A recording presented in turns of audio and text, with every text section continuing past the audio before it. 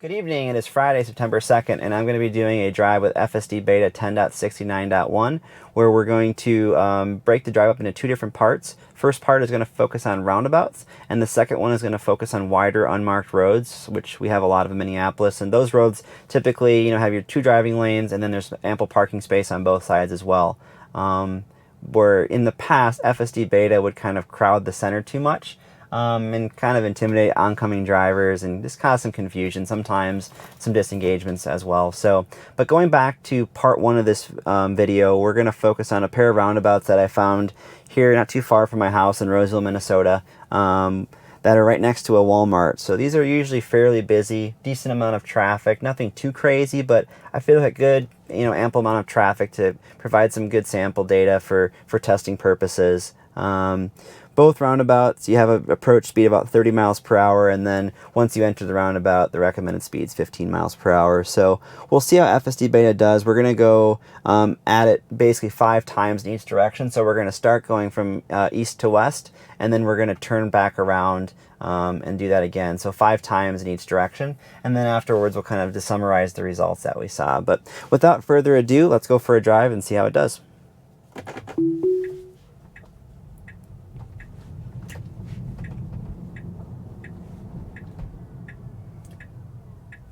Alright, we're clear on our right here, and also clear on our left. We're just inching forward a little bit, and alright, we're going.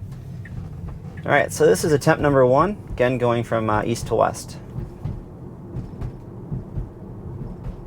Alright, we're clear on our left here. Very smooth so far. Alright, roundabout 1 went pretty well there. No throttle interventions or anything like that for me. And as you can see, we're going right into the sun here, so. Alright, clear on our left again. Now, there's a little bit of confusion on what lane we were supposed to be in there, so the car kind of was very jerky there. It was not ideal. So I'm going to disengage here since we're going to flip back around. Yeah, I'm going to report that last part there. It seemed to lose what lane it was supposed to be in, so not sure what was going on there. My suspicion would be that the map data for this area is probably wrong. It's wrong in a lot of these areas, so the car got confused. I know we've seen some improvements in previous videos with I think thanks to the deep lane guidance module, where the car was doing much better, but especially in areas where the map data was wrong. But anyways, here, let's go spin back around.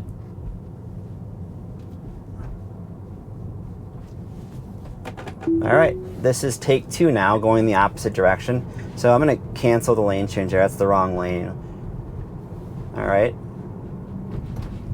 See, even human drivers get this wrong. So that person was in the wrong lane too. That right lane is a turn-only lane, it looks like. So it seems like we're not reading the signs quite just yet. Once we can read those lane signs, I think it will really improve FSD's confidence when approaching areas like this, but we're not quite there yet. And again, we pretty much nailed that roundabout there, so that was textbook perfect. No jerkiness on the throttle or anything like that, no throttle intervention, so that was really good. So that was attempt number 2, and then we're going to spin around here and we'll go for attempt number 3.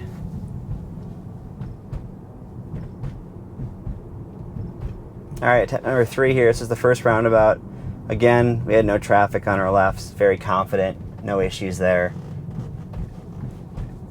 I'd prefer it to stay away from the curbs a little bit more, but again, probably nitpicking, but I have nice wheels that I don't want to scrape up, so I'm a little cautious with the wheel. It wanted to get over to the right lane there, but then it caught itself, so that was good. Alright, and the car properly slowed down that time. I felt it was a little bit less jerky that attempt. You could tell, I think, again, the sun, we weren't going into it. We had some cloud cover this time, so maybe the car could just see a bit better, so. Alright, and now we're going to spin around for attempt number 4. Alright, this should be attempt number 4 here. The car wants to again get into the wrong lane. I'm going to let it do it this time and see if it figures itself out. Getting awfully close on the right there. We're in the wrong lane, so it's going to be a disengagement there. So it kind of backed itself into a corner. We had a car coming around the opposite direction there. So we had to disengage. Let's see how it does on this one here. It looks like it's making the same mistake again. It's trying to correct itself. Let's see if it gets over. And it's trying to do the right thing, but now it's going right for the curb. So that's 2 disengagements there. And it's interesting too, 'cause it's a little cloudier now, so you'd think you could see actually better now without the sun being so bright, but evidently not. So, all right, this is attempt number 5, again coming from the east, heading west here. We have some cloud cover now, so in theory we should be able to see better from this direction, but let's see how it does.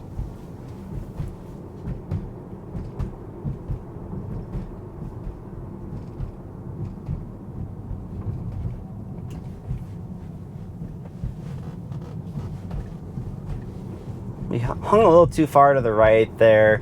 We were still clear of the curb, but it was a little closer than I'd usually like to be.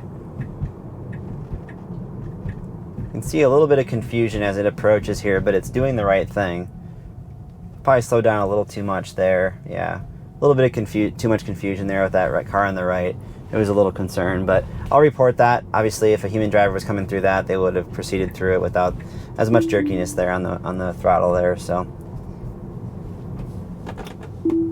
All right, this is attempt number 6 here. Again, now we're going from the west to the east, and again, the car wants to get in the wrong lane. So let's see if it can figure itself out and make the right move here. All right, so we've figured our issue out, our mistake out there, made the right move. And even with that car kind of crowding us on the right there, we were confident it wasn't jerky as it saw it moving, so that was really good. Again, we're trying to make the wrong lane change here. Let's see if it figures itself out. I don't think this is going to do it. Let's see if it does it. Yeah, it's wrong here, so that's going to be a disengagement. So it really seems to struggle more coming from the west and vice versa, so that's interesting. So we'll spin around here and then we'll do take 7. All right, this is attempt number 7 here, again coming from the east. This way seems to be less problematic so far. Again, very, very smooth, no hesitation. Very gradual deceleration like we want to see. Pretty much textbook with that first roundabout, so that's good.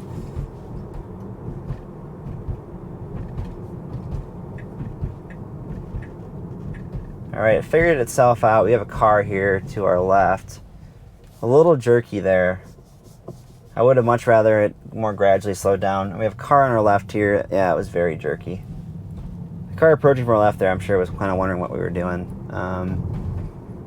That was not smooth at all, so I'll be reporting that. So again, it seems to, that second roundabout seems to be the most problematic one of the bunch, which makes sense. There's more traffic there. The visibility is a bit less optimal, so. All right, this is take 8 here. Let's see how it does. So again, we're getting in the wrong lane. So this leads me to believe that the map data is wrong. Let's see if it figures itself out. We're clear. Yeah, it's figuring itself out. If there had been traffic, that would have been a disengagement for sure, but I kind of gave it a little bump on the throttle, but otherwise let it kind of do its thing. Definitely reporting that. Again, we're making the wrong lane changes here. So you can see it's not really doing a good job of figuring out where it needs to be before it gets in. And then again, we're making the wrong lane change. So we've come to a complete stop now.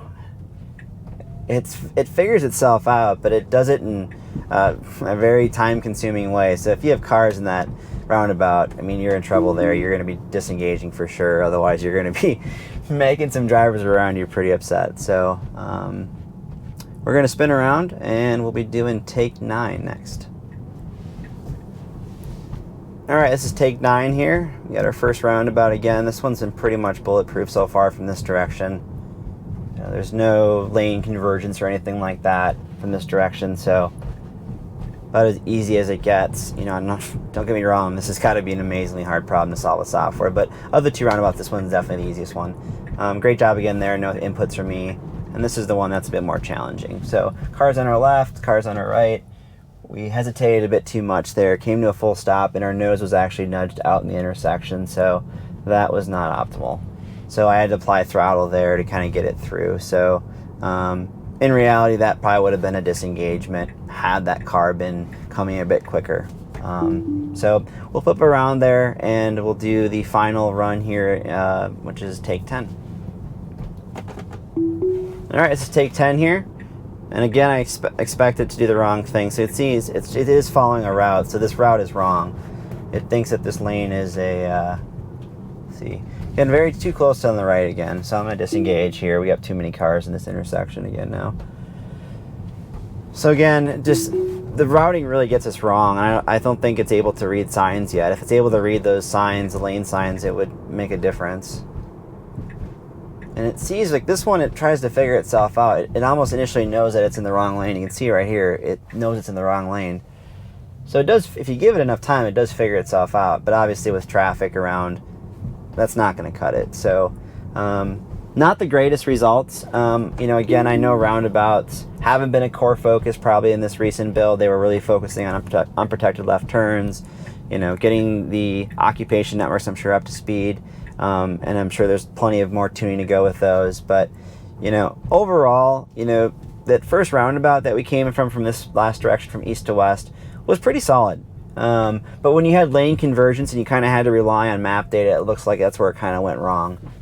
So I'm sure as we see that deep lane guidance module, you know, developed a bit more, we will see some better results in situations like that. So this is one thing I haven't really done a great job of testing around here until I got this build. So this is going to be a spot we'll be coming back to in future builds just to see how, you know, it advances and how the behavior changes. So stay tuned here, and we'll be kind of going back over to Northeast Minneapolis here, where we're going to kind of resume part 2 of this video, where we're going to focus on those wider unmarked roads. See you in a bit. All right, so we're back here for part 2. Again, we're going to focus on some wider unmarked roads, again, where you have 2 lanes of traffic and then, you know, ample parking spots on both sides. Again, no lane markings. In the past, FSD Beta would, you know, stray too much towards the center. But before I kind of dig into that further, this is an area again where FSD Beta in previous builds, throughout all the 10 builds, would get in the right lane, even though we wanted to go straight with navigation. So it would always try to get in this right lane here, and then obviously it's turn only, so we'd have to disengage or try to cancel it. And if you didn't cancel the lane change fast enough, it would get over and then still try to go straight. And if you were successful in canceling the lane change, it would do some really erratic behavior. It would try to turn into traffic. You know, it was pretty sketchy, always resulting in a disengagement. So this is like the 4th time now, I believe, 4th or 5th time I've come through this intersection now with this new version of 10.69.1, and it has no problems now. So it's really good to see this issue that has always resulted in issues for me now finally being fixed. So really, really good stuff. I'm going to fast forward this to this next part here until we're on that wider unmarked road. All right, so we're going to approach here that wider section of unmarked road that I was talking about, where it's been, you know, again, FSD Beta in previous builds would stray too much towards the center. Should be pretty light on traffic and parked cars, so should be a good baseline for us on where we're at. First, we got to make this turn here, so a little bit too much hesitation. You can see the line being drawn in the middle there, even though I thought visibility was pretty decent. So I'm going to report that. But here's the long section of road here. It's about, I don't know, 3/4 of a mile long. Where again, it's fairly wide, as you can see here. So there's no cars parked in front of us here on the right-hand side anyways. And again, I think we're still, I mean, it looks like we're kind of hanging out a little more to the right than we were in previous builds. But let's see what it does here. I don't want to kind of say it's fixed before we get it further. So we're on the right side of that manhole cover, which was kind of dead center. There's another manhole cover up here. So, you know, I'd say there's been a little bit of an improvement. And then right here, we're kind of straying too much towards the center still. The road is kind of being pinched down now, and it does shrink a little bit up here. So, you know, as oncoming cars come at us, we do get over a little bit more to the right, as you can see there. But it still needs some work, in my opinion. I still think we need to be staying a bit more to the right and aligning ourselves more to the curb, especially when there's no unmarked, you know, our parked cars on the right. If there's parked cars on the right, you know, obviously then we can give them a little more space and stay more towards the center, but maybe marginally better. I'm going to go back the opposite direction, spin around up here, and then we'll see how it does go in the opposite direction. And we'll kind of... All right, so we're headed back towards that larger piece of unmarked road. Kind of want to see how it does here in St. Anthony Parkway. We're on the opposite side here of, I should say the west side of the Columbia Park golf course over here. But yeah, we just have to go, there's an intersection up here with like a 3-way stop, and then we'll then be kind of approaching that wider unmarked section here. So, all right, so we're at this three-way intersection here. We've come across this intersection now from a couple different angles. This one's always resulted in a lot of excessive hesitation. It's a bizarre one. Very rarely do I go right, and the car really jammed the brakes there. I'm not sure if it thought that guy was going straight or what, but seems to really still struggle with that intersection. It's a very weird one. We got a lot of weird intersections around my house, so hopefully some good edge case data for the autopilot team. But anyways, even on this more narrow, unmarked road, I still feel like we're maybe hanging out a little too far, you know, to the center. We got about a half car width between us and the curb. We could be another, I don't know, a couple feet at least over to the right. And then now the road's kind of widening here, and you know, it's still, I think, hanging a little too far out towards the center, if you ask me. If I was driving down this road, I'd probably be like 3 or 4 feet over to the right. And we have some, you know, parked traffic on this side of the road ahead, so let's kind of see how it does up here, if it gets a little closer to them or if it continues to stay where it's at. Like I said, it's marginally better, I think, than it was before. It's moved over a little more to the right in both directions, but it's still, I would say, not where I'd like to see it. So I'm going to spin around. I'm just going to do that same route again from the opposite direction, and then we'll kind of call it quits after that. All right, so this is kind of our third attempt on this road. Again, just kind of trying to see how FSD Beta 10.69.1 handles these wider unmarked roads here. Again, no parked cars to our right, and you know, again, I think we're still hanging a little too far towards the center of the road. Again, I'd probably be a couple more feet over. I mean, during the winter, this is probably not a bad spot to be because there's usually snow and stuff like that on the side. But going this direction this time of year, I'd be more over to the right if it was me driving.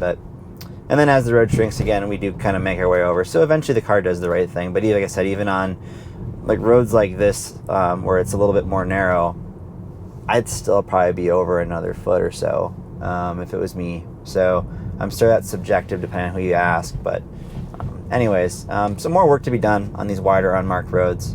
But especially if there's curbs involved, I've noticed that kind of still throws it for a loop. Aligning to the curb still something needs to do a better job of.